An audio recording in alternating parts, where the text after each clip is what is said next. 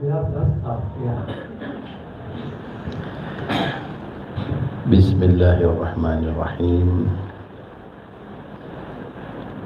Assalamualaikum warahmatullahi wabarakatuh. Waalaikumsalam warahmatullahi wabarakatuh. Alhamdulillahi rabbil alamin. Nahmaduhu wa nasta'inuhu wa nastaghfiruh wa na'udzu billahi min syururi anfusina wa min sayyiati a'malina. Man yahdihillahu fala mudilla lahu wa man yudlil fala hadiya lahu. Asyhadu an la ilaha illallah wahdahu la syarika lah wa asyhadu anna sayyidana wa nabiyyana wa qurrata a'yunina wa nura qulubina wa maulana Muhammadan abduhu wa rasuluh wa habibuhu wa safihu wa khaliluh. Allahumma salli wa sallim ala sayyidina Muhammad nurikal sari wa madadikal jari wa jama'na bihi bi kulli atwari wa ala alihi wa sahbihi nur. Yang kita hormati Bapak Guru Antono Basuki beserta Ibu dan keluarga besar beliau dan seluruh jamaah ridha Allah, dan juga ada sebagian dari jamaah Majelis Dzikir ibu-ibu Al-Baridah yang hadir dalam kesempatan ini. Alhamdulillah, pertama kita bersyukur kehadirat Allah dengan syukur yang sedalam-dalamnya karena kita diizinkan oleh Allah untuk berjumpa, bersilaturahmi, bertatap muka, bertemu jasad dan roh kita di saum ridho ilahi ini. Pertemuan kita ini memiliki faedah dan manfaat yang sangat besar, yang kalau kita tahu kita akan terperanjat. Rasulullah itu pernah bersabda, kalau kita bertemu dengan saudara muslim satu orang karena Allah Ta'ala, ya, karena Allah itu maksudnya tidak punya tujuan lain, tidak karena ingin dapat duit dari pertemuan tersebut, tidak ingin mendapatkan duniawi apapun seperti kehormatan, penghargaan, pujian, atau karena kepentingan-kepentingan yang lainnya, tapi berjumpa karena Allah. Berjumpa karena Allah ini ingin mencari ridhonya Allah, ingin dekat sama Allah, ingin mendapatkan kemanfaatan akhirat. Nah, satu orang saja kita temui, maka akan ada seruan gaib dan mengatakan kepada kita, ya, kamu ini beruntung, selamat bagi kamu, dan selamat juga perjalanan kamu, dan kamu sudah diberikan oleh Allah kapling satu istana dalam surga. Ya, man zara akhallahu fillah nada munadin minas sama, ya, tibta wa taba masyaka wa tabawa'ta fil jannati manzila. Sungguh beruntung kamu, sungguh kamu selamat, selamat juga perjalanan kamu, beruntung juga perjalanan kamu, dan kamu sudah disiapkan satu istana dalam surga. Itu kalau kita bertemu satu orang. Padahal kita ini bertemu puluhan orang di sini, mungkin bisa ratusan orang. Ya, sebanyak dari jumlah itu, maka sebanyak itu pula Allah berikan kita keberuntungan, berikan kita keselamatan, berikan kita banyak istana dalam surga. Dan wasyaya'ahu sab'ina alf min malaikah, dan akan disertai dalam perjumpaan itu 70.000 malaikat. Satu orang kita berjumpa itu, maka dibarengi padanya 70.000 malaikat. Dan malaikat itu selalu mendoakan orang tersebut. Kalau sore hari seperti ini, para malaikat jadi mendoakan dari mulai sore hari ini sampai pagi hari. Kalau kita bertumbuhnya pagi hari, didoakan dari pagi hari hingga sore hari. Didoakan ya Allah, Allahumma ghfir lahu, Allahumma ghfir lahu, Allahumma arhamhu. Ya Allah, ampuni dosa hambamu ini. Ya Allah, rahmati hambamu ini. Itu doanya itu dahsyat itu. Kalau kita memahami, kita didoakan malaikat 70.000.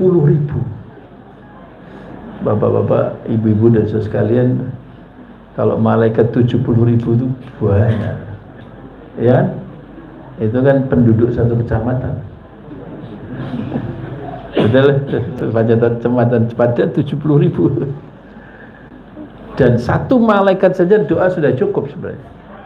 Bagaimana 70.000? Itu kalau satu orang. Lah kalau lagi ratusan ya dikalikan. Pengawalan jadi itu. Dan doanya, ya Allah, ampuni dosanya.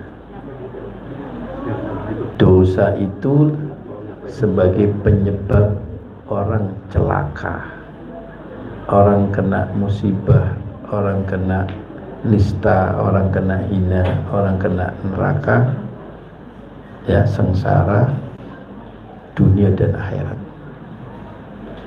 Karena dosanya dihilangkan. Berarti sebab orang celaka, sebabnya orang akan mendapatkan nista dan hina dan neraka sudah dihilangkan, ya, dengan doanya malaikat tadi. Dan doanya terus-terusan dari pagi sampai sore, dari sore sampai pagi, ribuan. Kemudian yang kedua, setelah sebab yang menjadikan orang itu celaka, yaitu dosa, didoakan oleh malaikat untuk dirahmati Allah. Rahmat itu apa? Rahmat itu semua pemberian Allah, semua nikmatnya Allah, semua anugerah Allah, ukhrawi, ya, duniawi, ukhrawi, jasad, lahir, batin, semua adalah bagian dari rahmat. Jadi bapak-bapak, ibu-ibu dan saudara sekalian, minta apa saja itu minta bagian dari rahmat. Masuk dalam himpunan rahmat. Sehat bagian dari himpunan rahmat. Pangkat dan derajat himpunan rahmat. Terkabulnya hajat kita, diberikan kita sehat afiat, diberi kita rezeki, diberi kita jodoh, diberikan kita keturunan-keturunan yang soleh-solehah, diselesaikan masalah kita, dihindarkan kita dari bahaya dan musibah, husnul khatimah, masuk surga, bebas siksa kubur, dilindungi Allah. Semua yang kita minta itu bagian dari rahmat. Jadi doanya malaikat itu namanya syamil kamil, sempurna dan dahsyat, selesai semuanya. Penyebab kita celaka dihapus, yaitu dosa, dan ditarik oleh malaikat dari doanya tadi rahmatnya Allah. Ya, semua yang kita hajatkan dunia dan akhirat ada di situ. Maka doanya malaikat, Allahumma ghfir lahu, Allahumma arhamhu. Selesai aja.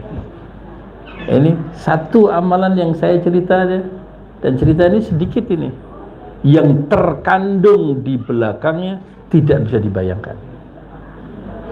Yang anugerah tidak bisa dibayangkan lagi, tidak bisa diceritakan. Ini yang mampu diceritakan oleh manusia. Ini barokah panjenengan datang ke tempat ini. Nah, pulang diampuni dosanya,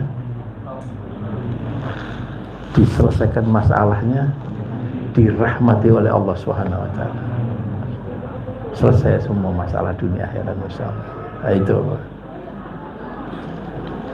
lebih dari itu, bahwa kita duduk di sini bersama-sama berbicara mengenai agama, berarti kita ini sama-sama belajar. Kita sama-sama belajar. Yang berbicara juga belajar, yang mendengarkan juga belajar. Masing-masing kita belajar. Belajar apa? Ya belajar menjadi hamba Allah, supaya kita menjadi hamba Allah yang sejati. Ya, belajar kita apa yang kita sampaikan.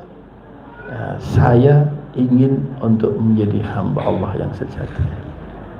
Yang mendengarkan ini juga bagaimana kita belajar menjadi hamba Allah yang sejati. Karena hamba Allah itulah derajat yang paling tinggi, dan itulah gelarnya Nabi yang paling disukai Rasulullah, Abdullah, hamba Allah. Nah, kita bersama-sama belajar. Maka kalau kita belajar, ya sama-sama belajar apa fadilah yang Allah berikan kepada kita. Ya, maka nanti di akhir majelis ini kita tutup dengan doa. Bapak-bapak, ibu-ibu sekalian, ada seruan gaib. Kalau orang bisa dengar, ada gaib yang bicara. Angkumu maghfuran lakum qad budilat sayi'atukumul hasanah. Seruannya ngomong seperti itu.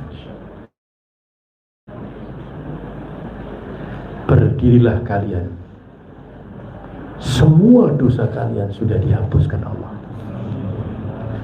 dan dijadikan dosa menjadi pahala. Dosa itu sudah dijadikan pahala. Saking murahnya Allah itu. Panjenengan datang ke sini membawa dosa satu samudra. Dari barokah majelis ilmu seperti ini, diampuni semua oleh Allah dosa-dosanya itu. Dihapus oleh Allah, diberi pahala satu samudra. Panjenengan datang ke sini membawa pahala dosa satu langit. Barokah majelis ini, diampuni semua dosa-dosa satu langit, dan pulang dikasih pahala satu langit. Murahnya Allah ini. Ini janjinya Rasulullah, yang beliau shadiqul masduq, tidak pernah bohong. Ya, shadiq, jujur, bohong, masduq, dan dibenarkan apa yang beliau ucapkan. Masya Allah, apa tidak luar biasa. Kemudian hadir kita di tempat sini juga dicatat panjenengan ini fisabilillah. Fisabilillah. Man kharaja fi talabil ilmi fahuwa fisabilillah hatta yarji'. Nabi, siapa yang keluar dari rumahnya untuk mencari ilmu, nawaitu yang mencari ilmu, maka dia tercatat fisabilillah, di jalannya Allah, sampai dia pulang. Sampai dia pulang. Maka kalau jenengan mati, jenengan jadi syuhada dalam perjalanan ini. Maka ulama-ulama kita itu, ulama-ulama ini, orang-orang mulia-mulia itu selalu memposisikan dirinya santri, talabul ilmi, pencari ilmu, tidak pernah merasa lulus. Ya, tidak pernah merasa lulus. Makanya karena talabul ilmi itu minal mahdi ilal lahdi, dari ayunan sampai ke liang lahat, tidak boleh lulus. Orang yang merasa lulus di dalam mencari ilmu, ya orang yang merasa dirinya berilmu maka dia bodoh. Man yash'uru annahu aliman fahuwa jahil gitu. Guru saya ngomong gitu tuh. Siapa yang merasa dirinya alim maka dia adalah orang yang bodoh. Bapak-bapak, ibu-ibu sekalian, di alam semesta ini yang paling punya ilmu siapa? Pasti Allah. Yang manusia ini paling berilmu siapa? Nabi Muhammad. Nabi Muhammad adalah makhluk Allah yang paling berilmu. Guru-guru mengatakan, kalau ilmunya manusia sejagat raya ini, yang awam ini dikumpulkan di jari satu, semua dibandingkan dengan ilmunya satu wali Allah, maka ilmunya orang awam ini hanya satu tetes.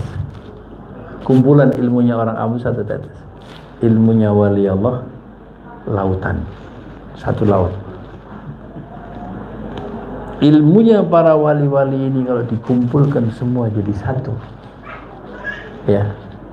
dikumpulkan jadi satu. Dan dikumpulkan juga ilmunya jin-jin, dikumpulkan juga ilmunya malaikat, dibandingkan ilmunya Nabi, bukan Nabi Muhammad, Nabi atau Rasul satu, semuanya hanya satu tetes. Ilmunya Nabi itu satu lautan, dan ilmunya para Nabi dan para Rasul dan para malaikat dan semua makhluk dikumpulkan jadi satu, dibandingkan dengan ilmunya Nabi Muhammad hanya satu tetes. Ilmu Nabi Muhammad lautan, dan ilmunya Nabi Muhammad dikumpulkan jadi satu, dibandingkan dengan ilmunya Allah. Ilmunya Nabi Muhammad hanya satu tetes, ilmunya Allah lautan. Jadi Nabi Muhammad yang paling berilmu tadi itu saja Allah perintahkan, qul, katakan wahai kekasihku Muhammad, Rabbi zidni ilma, wa qur Rabbi zidni ilma. Ucapkan, katakan wahai Muhammad, ya Allah Tuhanku, tambahkanlah kepadaku ilmu. Itu perintah Allah kepada Nabi Muhammad untuk tambah ilmu. Bagaimana kita kira-kira Bapak? Mau merasa lulus cari ilmu karena sudah profesor doktor, Nabi Muhammad saja suruh tambah ilmu. Jadi karena luasnya ilmunya Allah. Nah, kita duduk di sini talabul ilmi, maka ulama-ulama kita ini, Imam Ahmad Ibn Hanbal. Imam Ahmad Ibn Hanbal itu muridnya Imam Syafi'i, dan beliau adalah imam madhab Hambali, beliau itu imamnya. Dan Imam Ahmad Ibn Hanbal itu hafal 1 juta hadis dengan rawi-rawinya di luar kepala. Quran jangan tanya, kalau sudah hafal hadis ya Quran sebelumnya sudah baca, hafal Quran, hafal hadis dengan rawi 1 juta. Beliau itu di mana-mana saja beliau duduk, pergi, selalu membawa tinta dan pena. Zaman dulu itu orang kalau nulis pakai tinta, terus ada pena, dicelupkan dulu terus itu. Nah, kalau kita kan sekarang sudah pulpen sudah ada di dalamnya kan. Kalau beliau pena, pen ya. Itu. Ditanya sama muridnya, Imam, antum ini sudah tua, umur 80 tahun lebih. Wah, antum adalah alamah, orang hebat, hafal sekian. Kok selalu bawa pena itu buat nulis? Beliau mengatakan,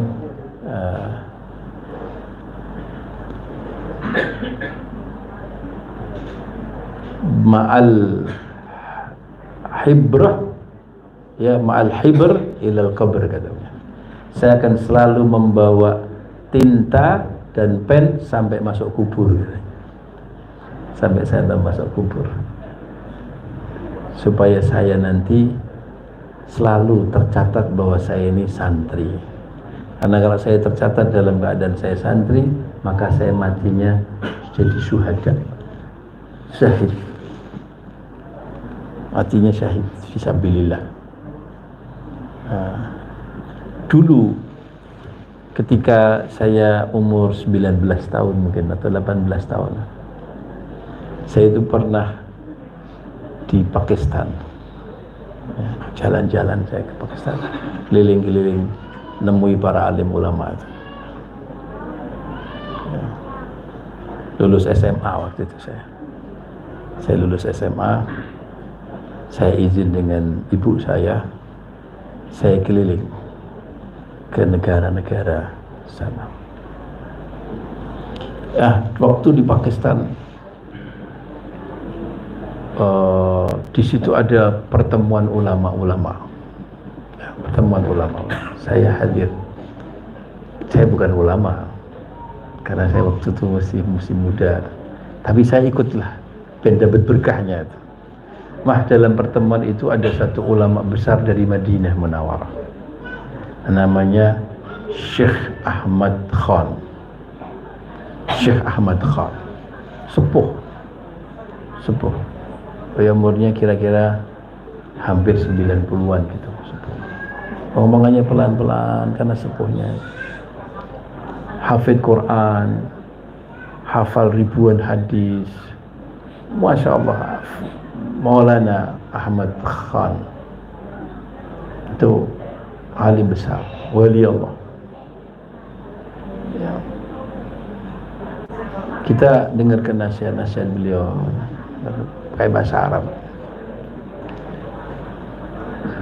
Ketika dilihat paspornya, di dalam paspor itu ada tulisan pekerjaan, atau bahasa Inggrisnya occupation. Tertulis apa, Pak? Student, santri. Pekerjaan pelajar. Umur 90 tahun, Pak. Alim, hafid Quran, muhaddis, pekerjaannya pelajar. Ketika tidak, antum, masya Allah.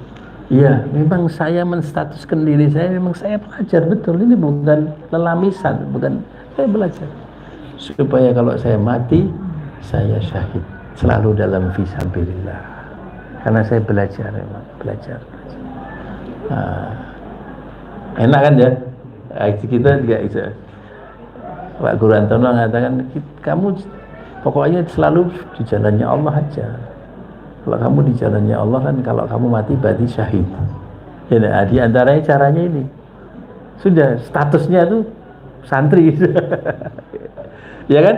Statuskan diri kita sebagai pelajar, pencari ilmu, penuntut ilmu. Ilmu yang mendekatkan diri pada Allah. Maka sudah. Kalau kita dan lain lagi, orang yang santri itu rezekinya ya talabul ilmi kafalallahu lahu rizquhu. Allah yang menanggung rezekinya. Jadi kalau jenengan memposisikan dirinya sebagai santri, maka rezekinya sudah ditanggung Allah. Kalau sudah ditanggung Allah gimana? Aman apa enggak? Aman. Maka enggak usah mikir rezeki lagi sudah. Enggak usah dipikirin sudah. Ya, enggak usah dipikirin. Enggak usah disibukkan pikiran kita gitu, Mas. Kerja ya kerja, enggak apa-apa.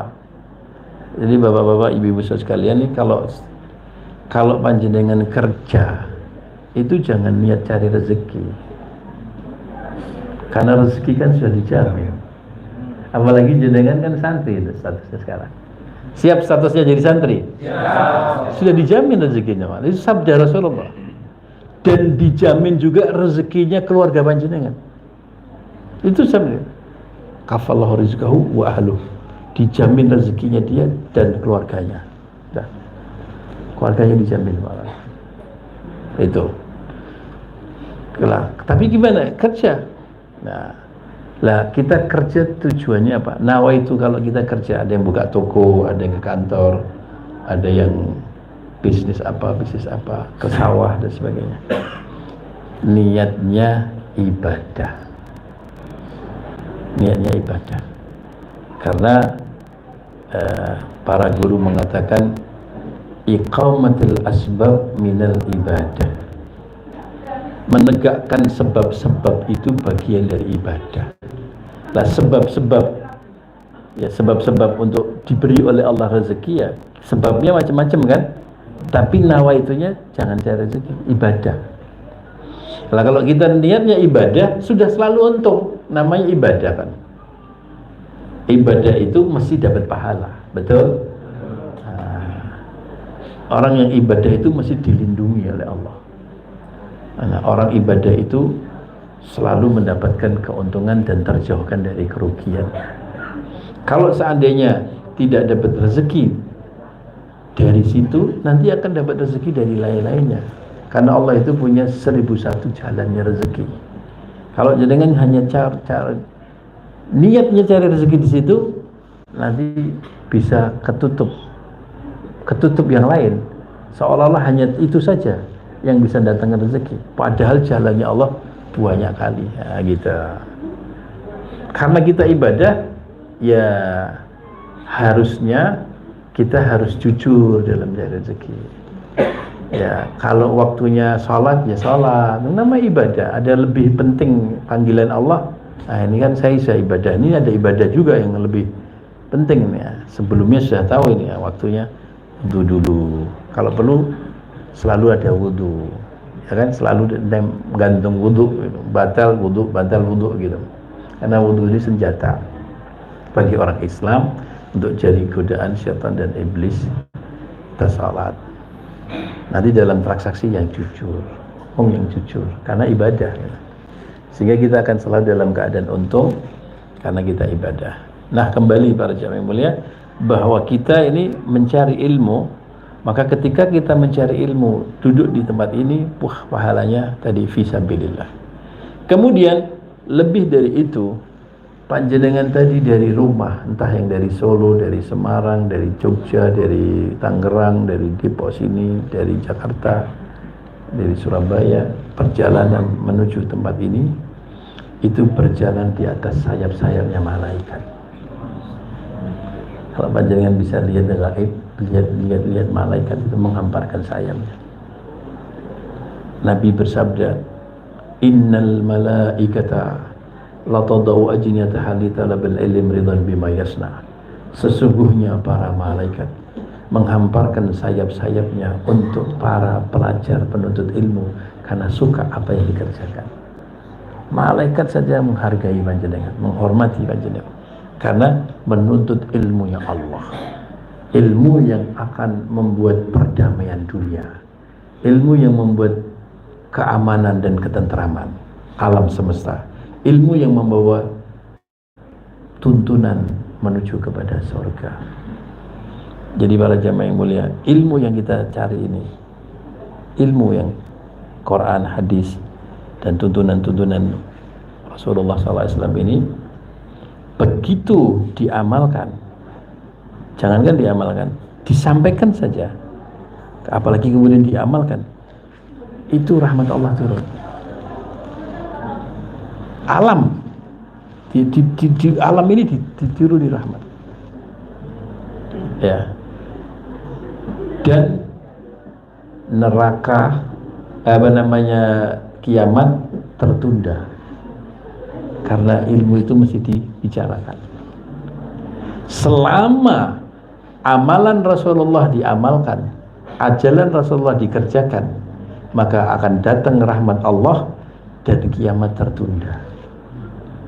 Tidak akan datang kiamat. Jadi nanti di akhir zaman,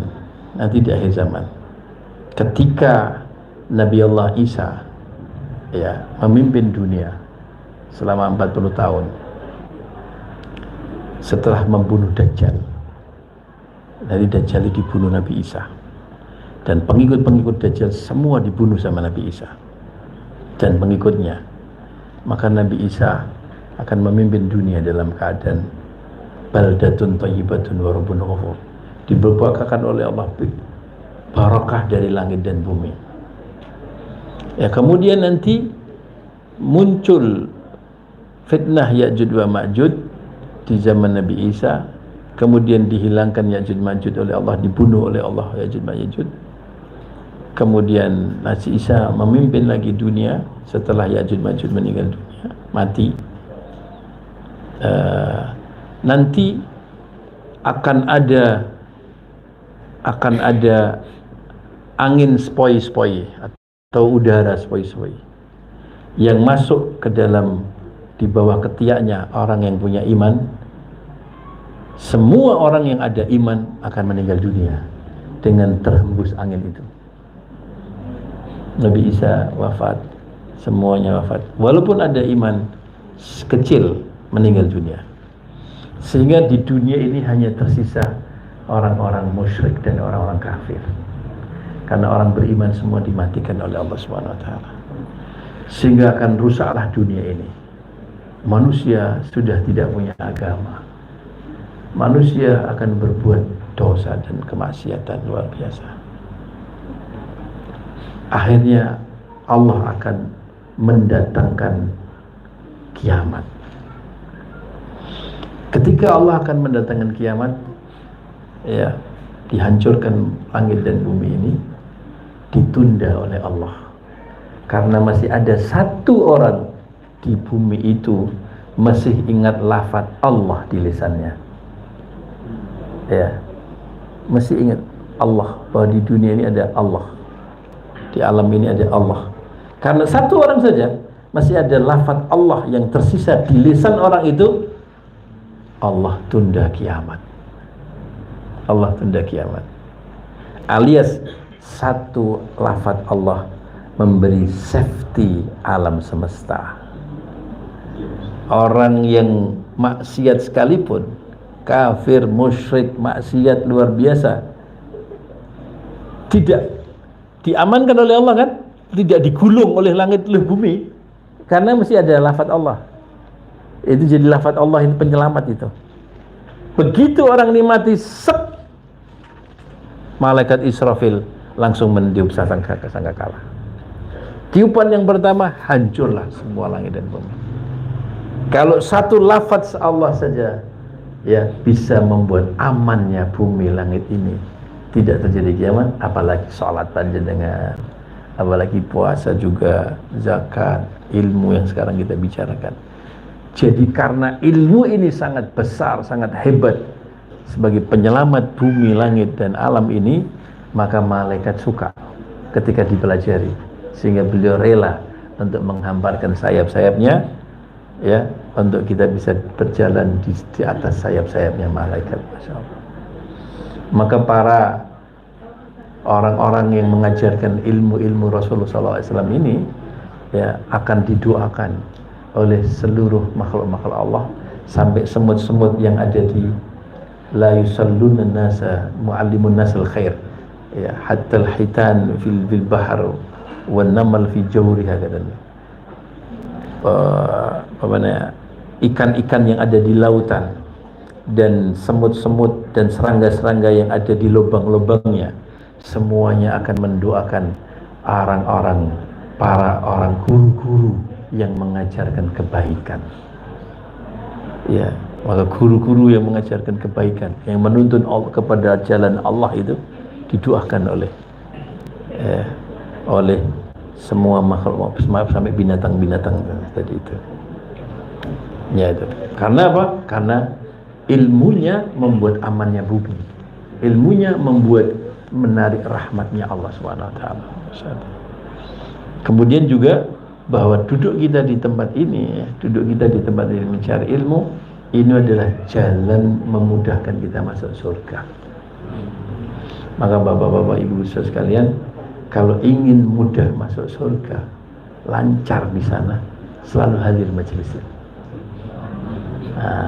Itu sabda Nabi, man salaka tariqan yaltamisu bihi ilman sahhalallahu lahu tariqan ilal jannah. Siapa yang meniti jalan untuk mencari ilmu, maka Allah akan mudahkan jalannya menuju surga. Ya, mudahkan jalannya surga. Mencari ilmu ini sendiri mudahkan jalan surga. Yang kita dapatkan adalah ilmu sebagai penerang untuk kita bisa tahu jalan yang baik dan mana yang buruk, sehingga kita akan lancar menuju surganya Allah Subhanahu wa taala. Masya Allah. Dan duduk kita di majelis ini belajar mengenai ilmunya Rasulullah SAW, disebutkan dalam riwayat bahwa kita duduk di sini, bapak-bapak dan sekalian, berapa lama sih kita duduk? Mungkin setengah jam kita atau 1 jam lebih, ya, utama dari kita salat 1000 rakaat. Lebih utama dari kita melayat 1000 jenazah, dan lebih utama dari kita menengok 1000 orang sakit. Satu ilmu ini lebih utama dari 3 ini. Lebih utama pahalanya, lebih utama dari melayat 1000 orang jenazah, 1000 orang nengok orang sakit, 1000 sholat 1000 rakaat. Masya Allah.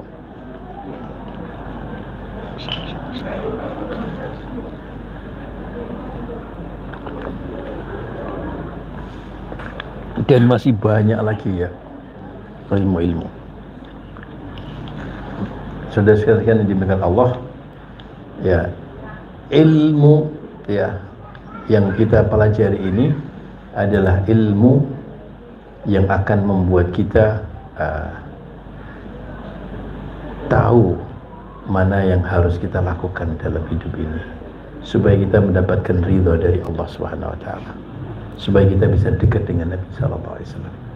Namanya ilmu yang nafi', ilmu yang manfaat. Semoga Allah memberikan kita ilmu yang manfaat. Ciri-ciri ilmu yang manfaat, ya, ciri-ciri ilmu yang manfaat, Bapak Ibu yang mulia.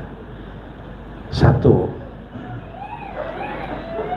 ilmu manfaat itu, ilmu nafi' itu kalau kita pelajari, entah kita duduk mendengarkan atau kita membaca, ya, seperti kita tausiah seperti ini, selesai panjenengan mendengarkan, selesai panjenengan belajar, akan menghasilkan dalam diri saya dan diri panjenengan ingin dekat sama Allah, ingin dekat kepada Allah.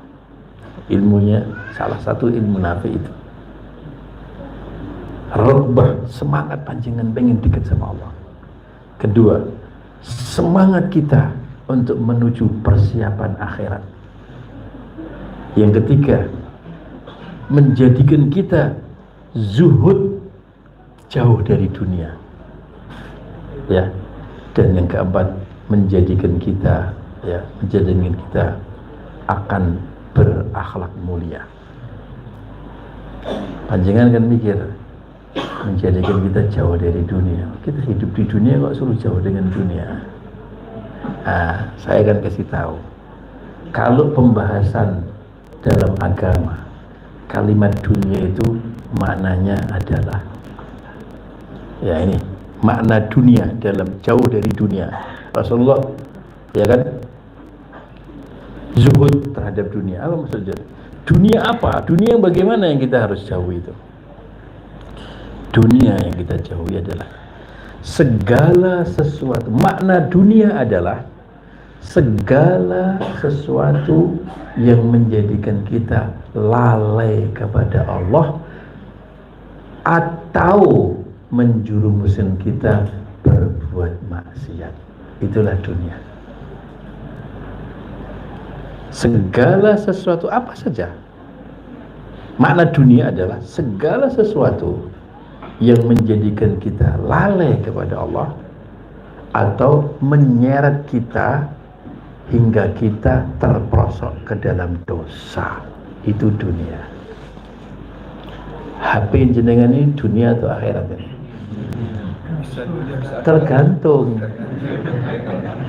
Tergantung. Kalau HP panjenengan ini jenengan operasikan hingga panjenengan lalai sholat, dunia itu yang Rasulullah minta perlindungan darinya. Kalau jenengan melihat di sosial media, entah YouTube, entah TikTok, entah snack dan sebagainya, jangan lihat bikin jenengan maksiat. Yang jangan lihat adalah hal-hal maksiat, dosa. Mata jangan dosa, kotor, lihat yang itu dunia. Bahaya, itu musuh, Pak. Musuh di kantong itu. Musuh di keloni itu. Ngeloni musuh jenengan. Kok kendel men jenengan itu. Tapi kalau ini, nah ini dibuat ngerekam ini, dan mudah-mudahan yang direkam yang baik-baik dan membuat orang bisa duduk dekat sama Allah. Ini akhirat jadian. Dengan bisa melihat situ ada acara sosial media menceramahnya siapa ya fulan yang membuat kita dekat sama Allah. Nah, itu akhirat itu. Atau buat komunikasi, ya, telepon kepada ibu panjenengan, ibu bagaimana kabar, bapak bagaimana kabar, atau transfer untuk sedekah, akhirat jadi. Ya, tinggal pemakaiannya lah. Demikian juga semua hal apa saja bisa dikiaskan, dianalogkan apa saja. Jadi maka kalau ilmu yang menjadikan panjenengan jauh dari dunia yang kayak gitu, itu manfaat. Dekat Allah, ya kan? Semangat menuju akhirat, jauh dari dunia, dan membuat panjenengan lebih berbuat menjadi orang yang berakhlakul karimah, maka ilmunya manfaat. Ilmu nafi yang kita akan pelajari. Dan ilmu manfaat itu, bapak-bapak, ibu, setiap kali orang bertambah ilmunya, semakin tambah takutnya sama Allah. Semakin tambah ilmunya, semakin tambah rendah hatinya. Semakin tambah ilmunya, orang itu akan semakin cinta kepada sesama. Cinta kepada sesama, ingin berbuat baik terus kepada sesama. Dan itu tidak bisa didapatkan kecuali ilmunya itu dengan sanad. Karena bukan dari dirinya. Ilmu yang bersanad itu adalah ilmu yang bukan dari diri orang itu. Dia hanya sebagai kepanjangan tangan dari Rasulullah, dari Allah ke Rasulullah. Udah, Allah ke Rasulullah. Kemudian yang lain-lainnya itu hanya sebagai kabel, aliran. Nah, nanti distrumkan kepada yang lain. Nah, struman itu kepada yang lain ini ya tersambung dari kabelnya tadi, sampai ke Nabi, sampai ke Allah. Itulah yang namanya sanad, Pak. Silsilah pengambilan, bukan dari pikiran kita. Maka kenapa kita kadang-kadang harus pakai ijazah itu? Ijazah itu. Allah sendiri memberi ijazah kepada Nabi. Ulama itu mengatakan, para guru mengatakan, kenapa Allah memerintahkan Rasulullah dengan kalimat qul? Katakan wahai Muhammad, qul huwallahu ahad. Katakan Allah itu Esa, satu. Allahu samad, Allah adalah tempat berlindung. Qul a'udzu birabbil falaq. Qul a'udzu birabbin nas. Katakan, izin untuk laksanakan, katakan. Itu namanya ijazah. Nah, maka kita ayo doa, ucapkan doa, saya izini. Nah, ini namanya ijazah. Itulah yang disebut sebagai ijazah. Allah mengijazai, memerintahkan Nabi untuk menyampaikan, untuk mengatakan. Begitu Bapak Ibu melihat. Maka sumber ilmu harus dengan sanad, pengambilan. Jadi dan sumber ilmu ya adalah Nabi SAW, Allah kepada Nabi Muhammad. Kemudian jalannya ini saya mau kasih tahu panjenengan pengambilan sanad ilmu dari Nabi Muhammad. Allah ke Nabi Muhammad. Dari Nabi Muhammad kedua sumber. Satu adalah Ahlul Bait, keluarganya Rasulullah. Yang kedua adalah sahabatnya Rasulullah. Jadi panjenengan harus cinta kepada dua itu. Tidak boleh tidak cinta. Karena mereka adalah guru kita. Guru kita. Kalau kita tidak cinta sama mereka, kita tidak akan berkah hidup kita. Karena beliau adalah sumber ilmu kita. Yang menerima ilmunya Nabi itu dua kelompok ini. Satu adalah keluarga Rasulullah, Ahlul Bait namanya. Yang kedua adalah sahabat, sahabat Nabi. Tidak bisa panjenengan mengambil Ahlul Bait meninggalkan sahabat. Tidak boleh. Tidak sempurna panjenengan. Mengambil sahabat meninggalkan Al-Bait. Atau sebaliknya mengambil Al-Bait meninggalkan, tidak bisa. Dua. Karena ada hal-hal yang diamalkan Nabi tidak diketahui sahabat, yang mengetahui keluarganya. Betul Pak? Kira-kira siapa yang tahu bagaimana ketika Rasulullah Shallallahu Alaihi Wasallam ya seharian yang ada di rumahnya? Siapa yang tahu? Istrinya, anaknya, cucunya. Ya, jenengan aja nih, Pak Antono nih. Apa yang dilakukan Pak Antono pagi hari, sore hari, malam hari, tengah hari? Jenengan tahu enggak guru panjenengan? Tak tahu. Siapa yang bisa cerita? Yang istrinya itu adalah sumber ilmu. Karena Nabi Muhammad tidak ada yang salah. Beliau adalah semua tuntunan.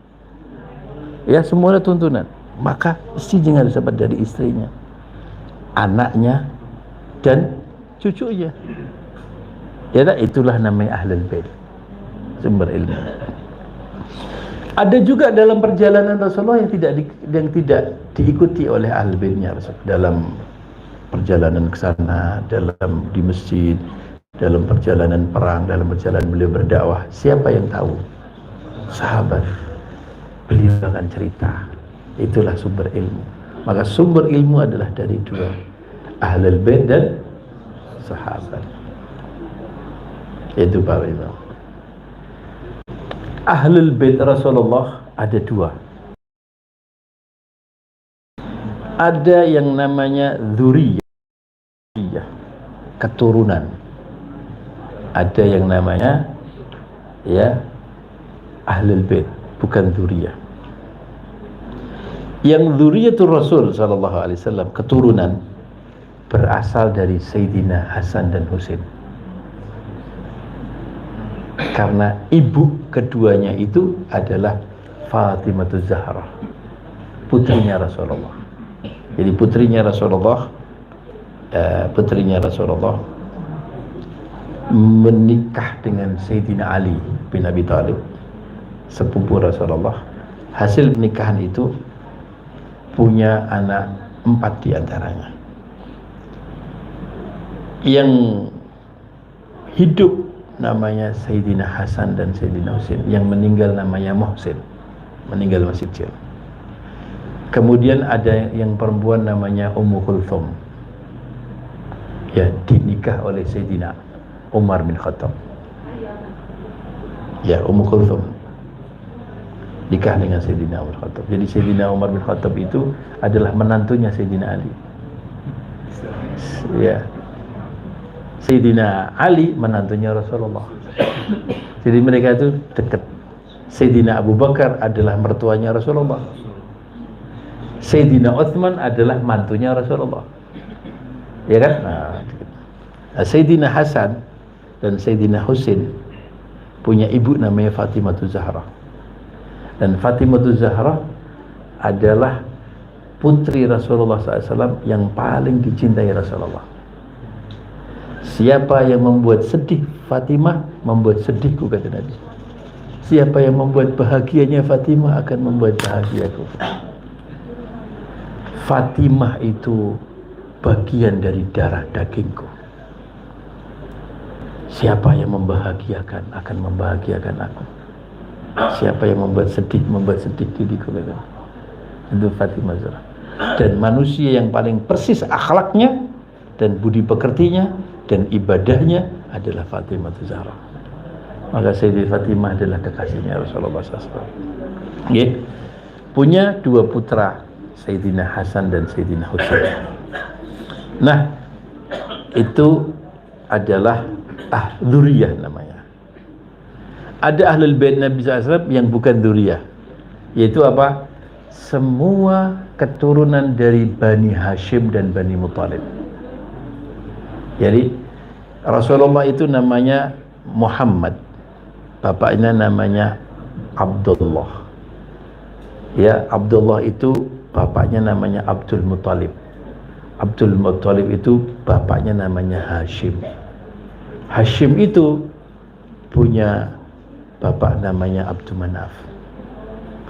Jadi keturunan Hashim, semua yang anak turunnya Hashim adalah ahlul baitnya Rasulullah.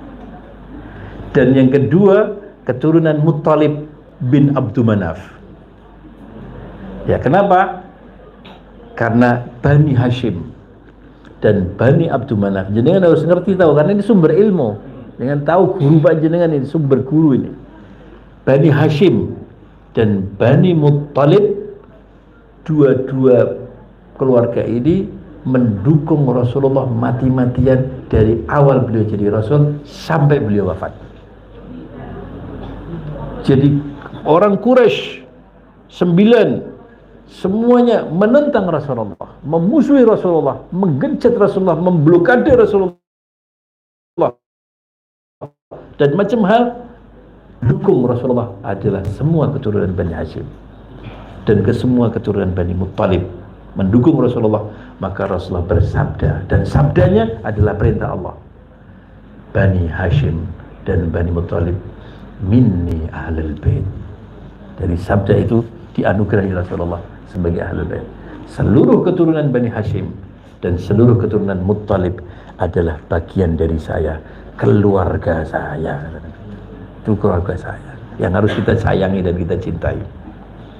Ya, maka kita membaca Allahumma salli ala Sayyidina Muhammadin wa ala ali Sayyidina.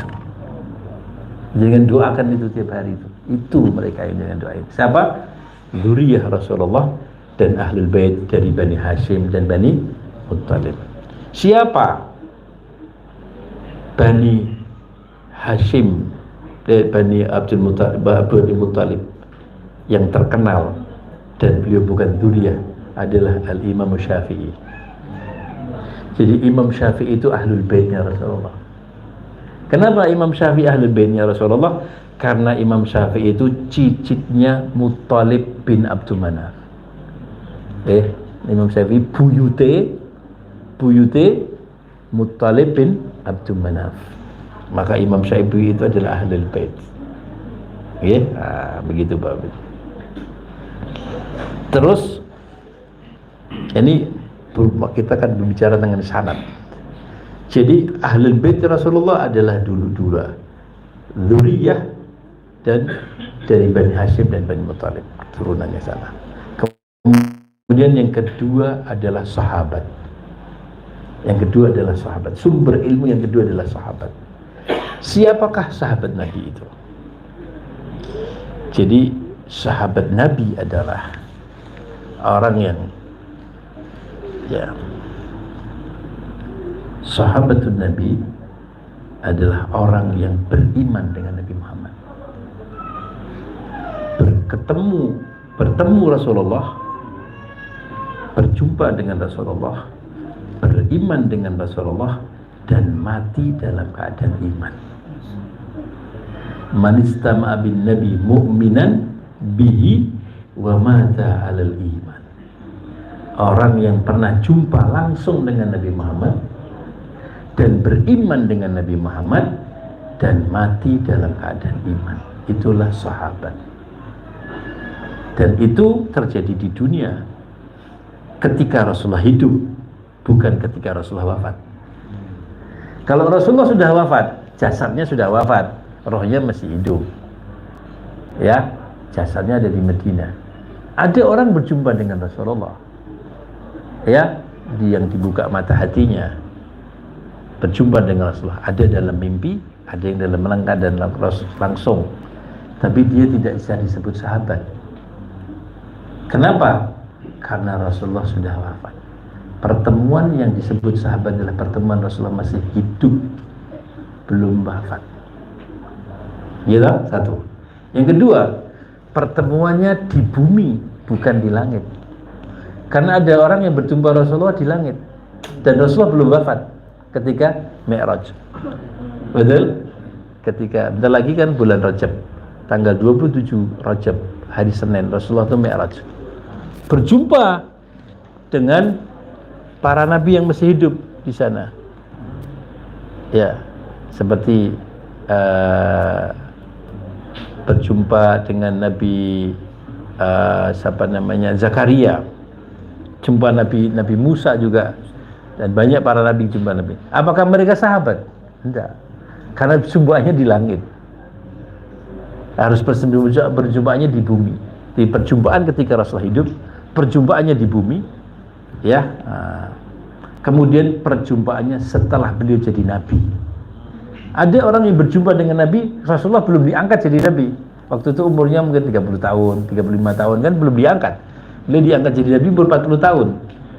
Setelah beliau diangkat jadi Nabi, berjumpa dengan Nabi, beriman dengan Nabi, mati dalam keadaan iman, itulah sahabat. Pertanyaannya sekarang, siapa Nabi yang jadi sahabat? Beliau Nabi, beliau Rasul, dan juga sahabat. Bukan Nabi Muhammad. Siapa? Nabi Isa Al-Masih. Nabi Isa itu sahabat. Di mana Nabi Isa ketemu? Di Baitul Maqdis. Nabi Isa masih hidup. Nabi Isa diturunkan oleh Allah dari langit, hadir di dalam Baitul Maqdis, berjumpa dengan Nabi Muhammad. Nabi Muhammad sholat 2 rakaat, ngimami mereka semua. Ketemu sama Nabi Isa. Maka Nabi Isa adalah sahabat. Doanya kabul karena Nabi Isa itu minta kepada Allah untuk dijadikan umatnya Rasulullah. Ya, semua para nabi itu karena lihat umatnya Rasulullah mulia, mereka minta untuk dijadikan umatnya Rasulullah. Yang diberi oleh Allah Nabi Isa. Nabi Isa adalah sahabat Rasulullah dan beliau umatnya Rasulullah. Nanti di akhir zaman Nabi Isa akan diturunkan ketika Imam Mahdi terdesak dengan Dajjal. Nabi Isa akan diturunkan di Menara Putih yang ada di Syam, ya, Damaskus sana, Syria. Nabi Isa akan datang dan Nabi Isa akan bersama Imam Mahdi, dan Nabi Isa akan menjadi umatnya Rasulullah seperti kita. Artinya sholat seperti sholat kita, puasa seperti puasa kita, dan menjalankan amal-amal syariat seperti amal kita. Dan beliau masih jejaka sekarang, ganteng, putih, gagah, Joko, umurnya 30-an tahun Nabi Isa sekarang ini. Nanti turun umurnya masih 30-an tahun, karena di langit itu tidak membuat orang tua, jasadnya tidak tua. Dan Nabi Isa nanti akan nikah di bumi, ya, memimpin dunia selama 40 tahun. Nikah di bumi. Dan Nabi Isa sudah tahu siapa istrinya, walaupun banyak orang-orang minta dinikahinya. Tapi dia beliau tahu istri saya ini nanti. Ya, mungkin cucu panjenengan. Ya kan? Panjenengan kan sudah meninggal, cucu-cucu jenengan mungkin istri Nabi Isa. Masya Allah. Allahumma shalli ala sayyidina Muhammad. Nah, kita kembali pada sahabat. Jadi sahabat adalah orang yang beriman, berjumpa dengan Nabi Muhammad, beriman dengan Nabi Muhammad, meninggal dunia dalam keadaan beriman. Dan beliau jumlahnya ada 160.000. Ya, ketika beliau wafat, beriman ada 160.000 sahabat Nabi. Dan hebatnya sahabat Rasul, bapak-bapak ibu sekalian, hebatnya dengan Nabi, Sarah sahabatnya apa hebatnya? 160.000 itu yang meninggal dunia di Mekah, Madinah dan sekitarnya hanya 10.000. 150.000 kuburannya tersebar di seluruh dunia karena menjalankan tugas dakwah, menyebarluaskan ilmu dan agama. Ada kuburannya di Aceh, sahabat Rasul. Ada kuburannya di Cina, ada kuburannya di Yaman, banyak. Ada kuburannya sahabat di Yordania, ada kuburannya sahabat yang ada di Palestina, ada kuburannya sahabat di Syria, yang ada kuburan sahabat di Turki, ada kuburan sahabat di Mesir, menyebar 150.000 sebagai saksi dan bukti bahwa mereka adalah pejuang-pejuang sejati. Padahal kalau meninggal dunia di Mekah dan salat di Mekah 100.000, dan salat di Mekah itu kan 100.000. Tapi kenapa sahabat kok kemana-mana ninggalkan Mekah? Karena kalau beliau fisabilillah pahalanya dilibatkan dengan 700.000, maka beliau adalah pembisnis akhirat. Saya akan lebih untung dapat 700.000 daripada dapat hanya 100.000, 7 kali lipat. 700.000, Masya Allah. Jadi itulah para sahabat Nabi. Maka para sahabat-sahabat Nabi SAW, para jamaah mulia, Ahlul Bait Nabi dan sahabat-sahabat mereka adalah orang-orang yang mulia, guru-guru yang mulia, dan derajatnya tidak ada yang bisa mengalahkan. Ya, kenapa derajatnya ada yang bisa mengalahkan? Sahabat Nabi Muhammad berjumpa langsung dengan Nabi Muhammad, ya, sholat di belakangnya Nabi Muhammad, ngamini doanya Nabi Muhammad, didoakan dengan Nabi Muhammad, mendengarkan suara Nabi Muhammad ketika beliau berdoa, makan bersama Nabi, berjumpa sama Nabi, salaman dengan Nabi. Siapa yang bisa mengalahkan dengan mereka? Tidak ada. Mereka adalah orang-orang mulia. Ya, mereka adalah orang-orang yang mulia. Maka para jamaah yang mulia, sahabat Nabi SAW itu tidak bisa dikalahkan oleh semua para wali-wali Allah di seluruh penjuru dunia.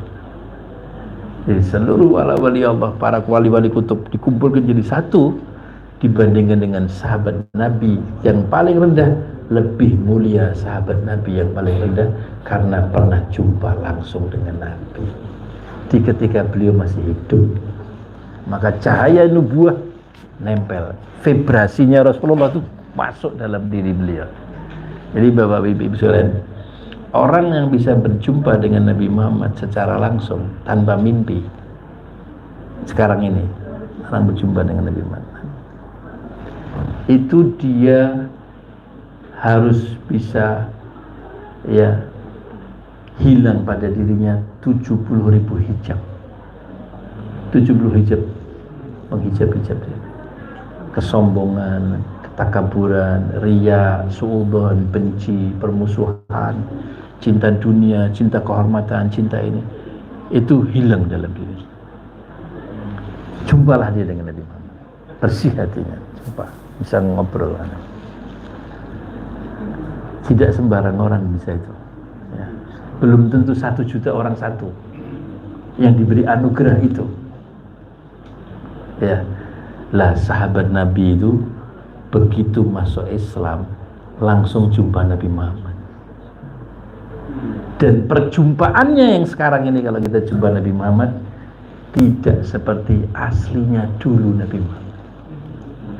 Perjumpaan yang kita dapatkan adalah sesuai dengan kekuatan cahaya yang kita miliki, dan Nabi Muhammad akan memberikan cahaya sesuai dengan kekuatan kita. Nek diketokke tenanan geblak, ora enek sing kuat.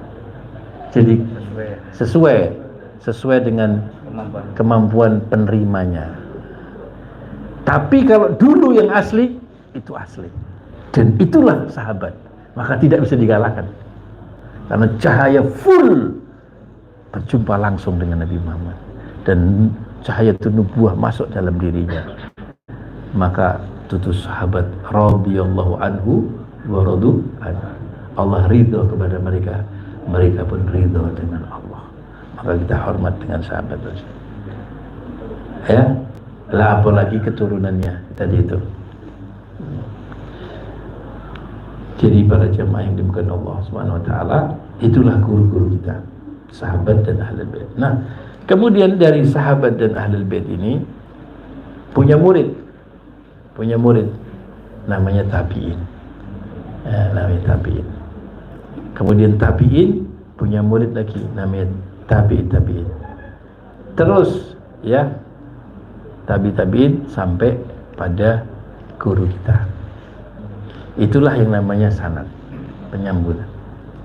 Jadi para jamaah yang mulia, kalau orang di dalam menyampaikan ilmu agama, ya harus memiliki sanad ini. Itulah akan dapatkan barokah. Alhamdulillah,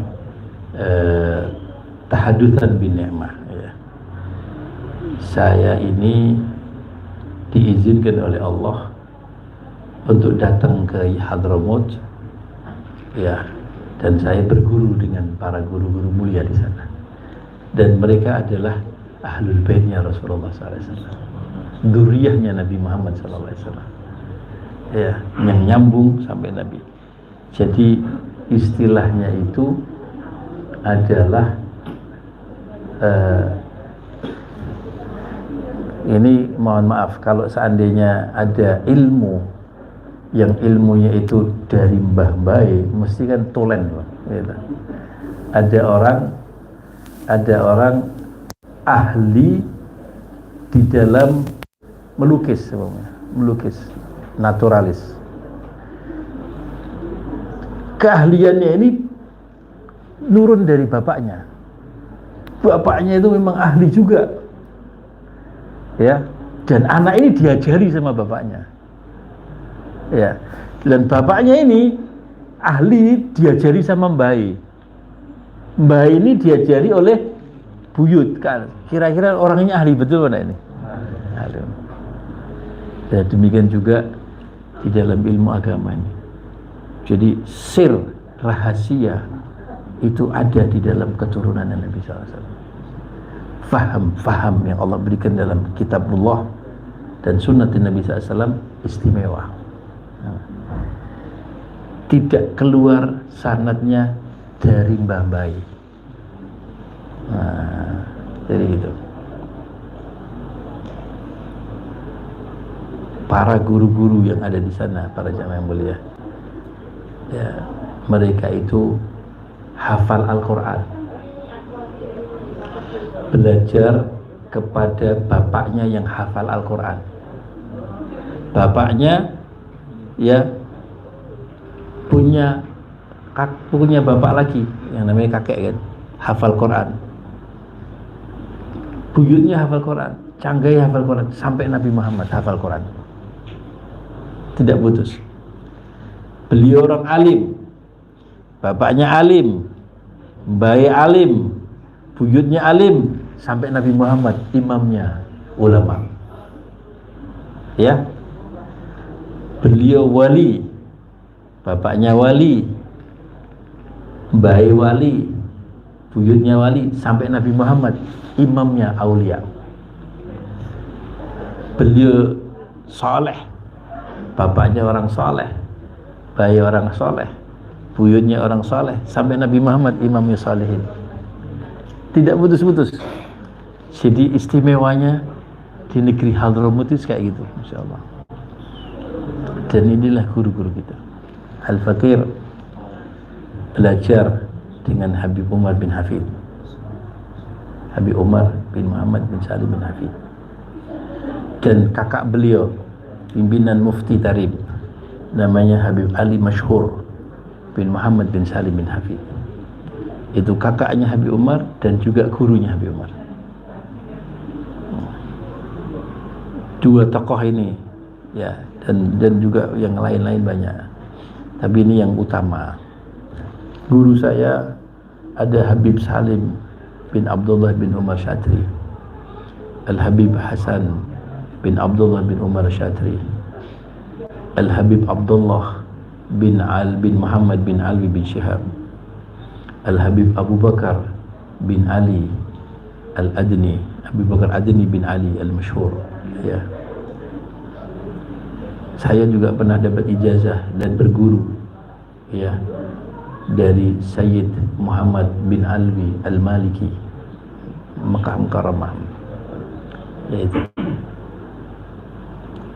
Habib Jailani masyhur, ya, Habib Abdul Qadir bin Ahmad As-Segaf. Tapi yang utama yang saya belajar dari kecil, duduk sama beliau dari dasar, adalah Habib Umar bin Muhammad bin Salim bin Ahmad dan Habib Ali Masyhur bin Hafid. Beliau ini berdua, ya, mengambil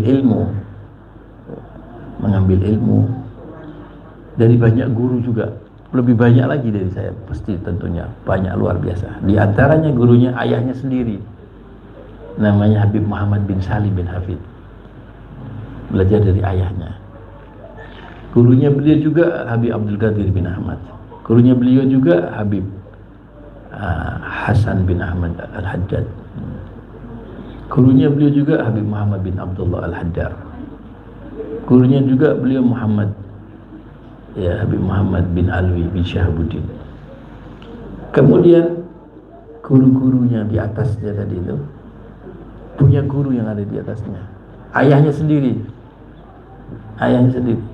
Habib Muhammad bin Salim bin Hafid belajar dari ayahnya, namanya Habib Salim bin Hafid. Habib Abdul Qadir bin Ahmad belajar dari ayahnya, namanya Habib Ahmad bin Abdurrahman As-Segaf, Ahmad bin Abdurrahman As-Segaf. Habib Ahmad bin Abdurrahman As-Segaf, ya, belajar, ya, dan Habib Salim bin Hafid belajar kepada Habib Idrus bin Umar Al-Habsyi. Habib Idrus bin Umar Al-Habsyi. Habib Idrus bin Umar Al-Habsyi, ya, belajar kepada Habib Muhammad bin Smith. Habib Muhammad bin Smith belajar kepada Al-Habib Habib Abu Bakar bin Abdullah Al-Attas. Al-Habib Abu Bakar Abdullah Al-Attas belajar kepada Habib Hasan bin Saleh Al-Bahar Al-Jufri. Al-Habib Hasan bin Saleh Al-Bahar Al-Jufri, ya, belajar dari gurunya, ya, yang bernama Habib Umar bin Segaf As-Segaf. Habib Umar bin Segaf, ya, belajar dari Habib Alawi, ya, Habib Alawi Al-Haddad, ya. Juga Habib Hasan itu belajar juga dari Habib Habib Hamid bin Umar Al-Hamid. Habib Umar bin Umar Al-Hamid belajar kepada Habib Hasan bin Abdullah Al-Haddad. Habib Hasan bin Abdullah Haddad belajar dari ayahnya, namanya Habib Abdullah bin Alwi Haddad, sahib ratib Imam Haddad. Habib Abdullah bin Al-Haddad belajar dari Habib Umar bin Abdurrahman Al-Attas. Habib Umar bin Abdurrahman Al-Attas belajar dari Habib Husain bin Syekh Abu Bakar bin Salim. Habib Husain bin Syekh Abu Bakar bin Salim belajar kepada ayahnya, namanya Al-Habib Syekh Abu Bakar bin Salim. Syekh Abu Bakar bin Salim belajar dari gurunya, namanya Habib Ahmad Syihabuddin. Al-Habib Ahmad Syihabuddin belajar dari gurunya, dari ayahnya, gurunya itu juga ayahnya, namanya Habib Abdurrahman bin Ali Ainul Mukasyifin. Al-Habib Abdurrahman bin Ali Ainul Mukasyifin belajar dari ayahnya, namanya Syekh Ali bin Abu Bakar Sakran. Syekh Ali bin Abu Bakar Sakran belajar dari ayahnya, namanya Abu Bakar Sakran bin Abdurrahman. Habib Abu Bakar Sakran bin Abdurrahman belajar dari ayahnya, namanya Abdurrahman As-Segaf. Abdurrahman As-Segaf belajar dari ayahnya, namanya Muhammad Maula Dawileh. Habib Muhammad Maula Dawileh belajar dari ayahnya, namanya Habib Ali Sahibud Darak. Habib Ali Sahibud Darak belajar dari ayahnya, namanya Alwil Ghuyur. Alwil Ghuyur belajar dari ayahnya, namanya Al-Habib Muhammad bin Ali Ba'alawi. Muhammad bin Ali Ba'alawi belajar dari ayahnya, namanya Habib Ali bin Muhammad Sahibul Murbat. Nah, disinilah pertemuan antara Wali Songo dengan kami, dengan silsilahnya dalam kuburan ini.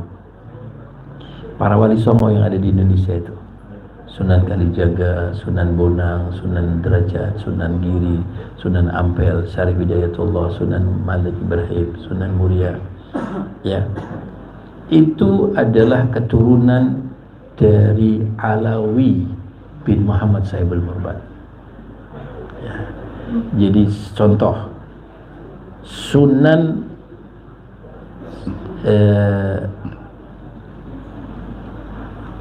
Kudus, ya, namanya Ja'far Shadiq. Ja'far Shadiq itu bapaknya namanya Ahmad Rahmatullah Sunan Ampel. Ahmad Rahmatullah Sunan Ampel itu bapaknya namanya Ibrahim Asmoro. Ibrahim Asmoro itu bapaknya namanya Husin Jamaluddin. Husin Jamaluddin itu bapaknya namanya Syekh Ahmad Jalaluddin. Syekh Ahmad Jalaluddin bapaknya namanya Abdullah. Abdullah bapaknya namanya Abdul Malik. Abdul Malik bapaknya namanya Alawi. Nah, Alawi itu adalah saudaranya Ali. Ali tadi yang menurunkan Muhammad bin Ali, Sahibul Murbad. Muhammad bin Ali bin Muhammad Sahibul Murbad. Ini Abdul Malik bin Alawi bin Muhammad Sahibul Murbad. Nah, Muhammad Sahibul Murbad kuburannya di Oman. Mudah-mudahan nanti kita bisa ziarah ke Oman. Wali Allah besar, punya anak dua. Alawi yang menurunkan wali songo di Indonesia, Ali yang menurunkan para habaib, yang tadi Muhammad bin Ali. Nah, Muhammad Sahibul Murbad jadi wali Allah besar, dididik oleh ayahnya sendiri, namanya Ali Khalek Qasam. Ali Khalek Qasam jadi wali Allah besar, dididik oleh ayahnya sendiri, namanya Alawi Ats-Tsani. Alawi Tsani belajar dari ayah sendiri, namanya Muhammad Sahibul Som'ah. Muhammad Sahibul Som'ah belajar dari ayahnya sendiri, namanya Alawi Al-Awwal. Alawi Al-Awwal belajar dari ayah sendiri, namanya Ubaidillah. Ubaidillah belajar dari ayah sendiri, namanya Ahmad Al-Muhajir Ilallah. Ahmad Muhajir Ilallah belajar dari ayah sendiri, namanya Isa Rumi. Isa Rumi belajar dari ayahnya sendiri, namanya Muhammad Nagib. Muhammad Nagib belajar dari ayahnya sendiri, namanya Imam Ali Al-Uraidi. Imam Ali Al-Uraidi belajar dari ayahnya sendiri, namanya Imam Ja'far Shadiq. Ja'far Shadiq belajar dari ayahnya sendiri, namanya Muhammad Al-Bagir. Muhammad Al-Bagir belajar dari ayahnya sendiri, namanya Imam Ali Zainul Abidin. Imam Ali Zainul Abidin belajar dari ayahnya sendiri, namanya Imam Husin, dan belajar dari pamannya, namanya Imam Hasan. Imam Hasan dan Imam Husin belajar dari ayahnya, namanya Ali bin Abi Thalib. Belajar dari ibunya, namanya Fatimatu Zahra. Fatimatu Zahra dan Imam Ali belajar dari ayahnya dan mertuanya, namanya Rasulullah SAW. Dan Rasulullah SAW belajar dari Rabbul Alamin. Adabani Rabbi fa'asani ta'dibi. Saya dididik langsung oleh Allah, maka akulah orang yang paling berbaik akhlak saya, adab saya. Jadi inilah silsilah guru. Ya, ini tidak berbicara kecuali apa yang disampaikan oleh guru. Tidak melangkah kecuali apa yang telah disarankan oleh guru. Maka jadi apa yang kita sampaikan nanti dalam silsilah, di dalam dari pelajaran kita, panjenengan akan nyambung kepada mereka semuanya. Mudah-mudahan nanti kita masuk surga bersama beliau semua. Ya, selama kita berpegang teguh dengan ajaran beliau, maka beliau selalu memonitor kita. Ya, selalu memonitor dan mendoakan kita. Karena murid itu adalah anak rohaninya gurunya. Ya, bapak rohani kita. Jadi bapak kita atau ayah kita, orang tua kita itu ada tiga. Ya, tiga orang tua. Ayah kita atau orang tua kita adalah orang yang menyebabkan sebab kelahiran kita. Bapak kandung adalah ayah. Ayah yang kedua adalah yang menyebabkan lahirnya istri kita. Itu ayah kita, mertua, ya enggak? Dan ayah yang ketiga, dan inilah ayah yang hebat, adalah yang mengajari kerohanian kita. Sebagai guru rohani kita, itu adalah ayah kita dalam roh. Ayah kita dalam roh. Ada ayah. Maka itu tadi yang kita sebutkan adalah ayah kita semuanya dalam roh. Maka insya Allah apabila kita siap menjadi murid-murid beliau, ya kita akan menjadi sebagaimana ayah akan selalu membimbing dan memperhatikan pada anak-anaknya, demikian juga beliau-beliau insyaallah membimbing dan memperhatikan kepada kita sebagai anak-anak rohani kita ya. Demikian, mudah-mudahan ada manfaatnya ya. Insyaallah kita selamat semuanya, bahagia dunia akhirat. Ya Allah ya Rahman ya Rahim ya Hayy Qayyum ya Dzal Jalali wal Ikram ya Arhamar Rahimin, nas'aluka al-'afwa wal afiyah wal mu'afata da'imah fid dini wad dunya wal akhirah. Allahumma inna nas'aluka mujibati rahmatik wa azama maghfiratik wal ghanimata min kulli birrin was salamata min kulli ithim. La tad'alana dhanban illa ghafarta ولا هما إلا فرجته ولا دينا إلا قضيته ولا مريدا إلا شفيته ولا جاهلا إلا علمته ولا ضيقا إلا وسعته ولا موتا إلا رحمته ولا حاجة من حاج الدنيا والآخرة هي لك رضا ونفي الصلاة إلا قضيتها يسرتها يا رب العالمين. ربنا آتنا في الدنيا حسنة وفي الآخرة حسنة وقنا عذاب النار وادخلنا الجنة مبرور يا عزيز يا غفار يا رب العالمين. صلى الله على سيدنا ودين النبي أمي وعلى آله وصحبه وسلم والحمد لله رب العالمين بالسير الفاتحة. آمين